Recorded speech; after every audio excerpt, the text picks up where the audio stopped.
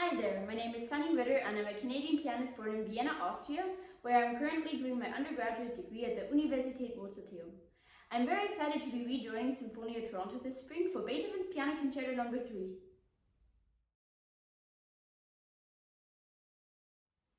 Playing with Sinfonia Toronto was itself very memorable.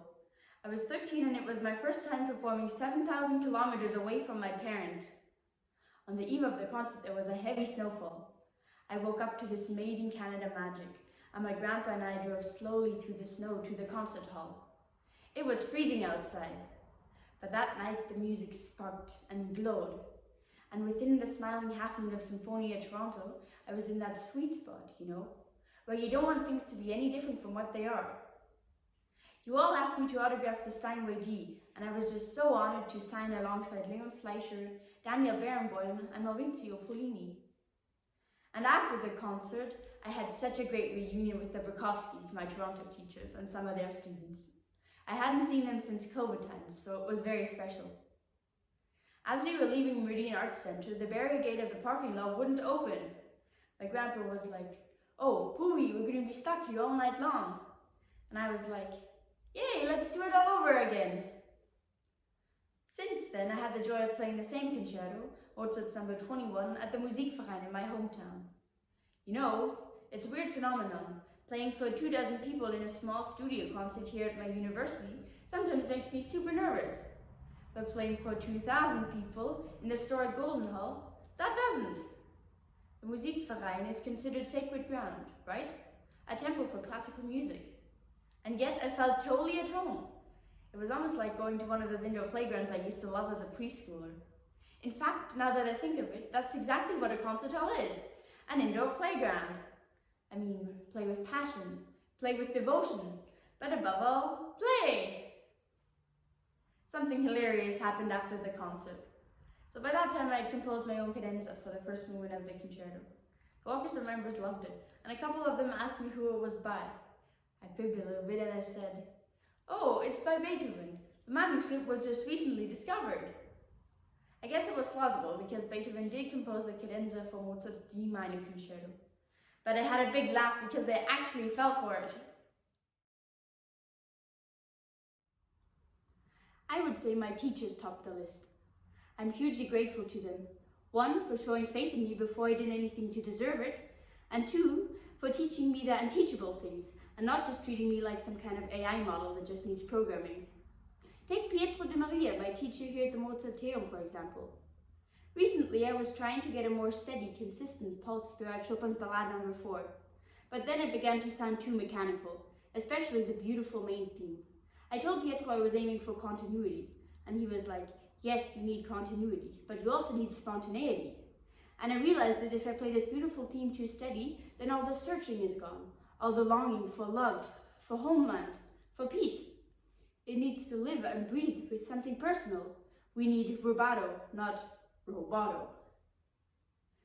Pietro likes to quote something by Beethoven. When Beethoven had to note the metronome marking for one of his songs, he wrote, "It's 100 according to Milze, but this can only apply to the first bars, for sentiment also has its own pulse which cannot quite be expressed by such a mere number." What is a day off? A day of university is high school. A day of high school is practicing. A day of practicing is university. And a day of all three of those things means I have a concert.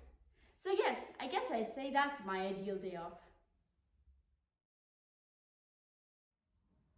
After a growth spurt, I suddenly have more power. And power is a dangerous thing if you're not careful how you use it. So it's back to basics for me. Here's a heavy hint. The word piano comes from pianoforte, right? It's all in the name. I'm aiming for a forte that's warm and enfolding, and never harsh. Once my teacher was like, "Look, it's only forte, not fortissimo, and only Beethoven's temperament, not yours." That sure woke me up. I have to refine and recalibrate this new power of mine. My touch has to touch people.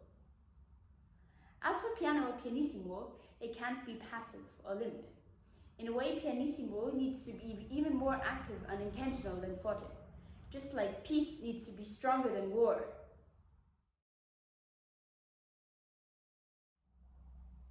Absolutely. I have a thing for C minor, and Beethoven's C minor is just somehow warped to my own dimensions. I've played the 32 variations, the piano trio, and the Weston sonata. Then of course there's Symphony No. 5 in C minor.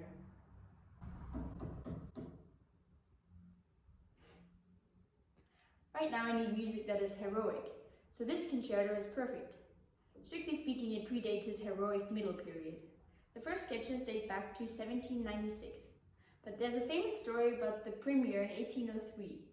Beethoven's page turner that night recounts his panic at not knowing when to turn, because the pages were either blank or full of illegible hieroglyphics. This suggests that the concerto was still unfinished at that time.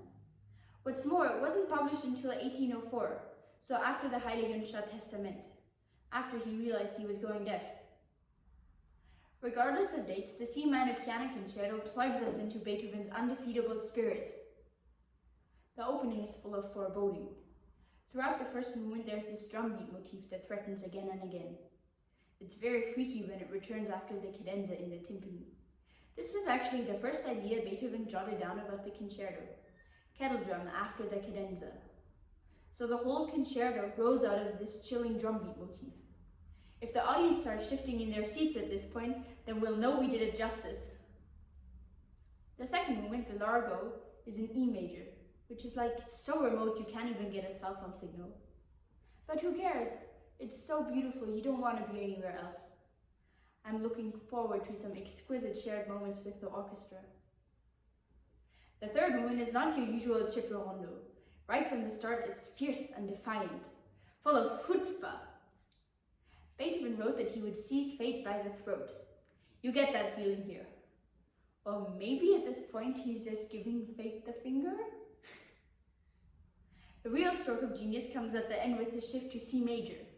The concerto that started so dark and doomy now gives way to pure jubilation. Deafness is closing in on him, but he's like, silence won't have the last word. I will. And here's the music to show for it.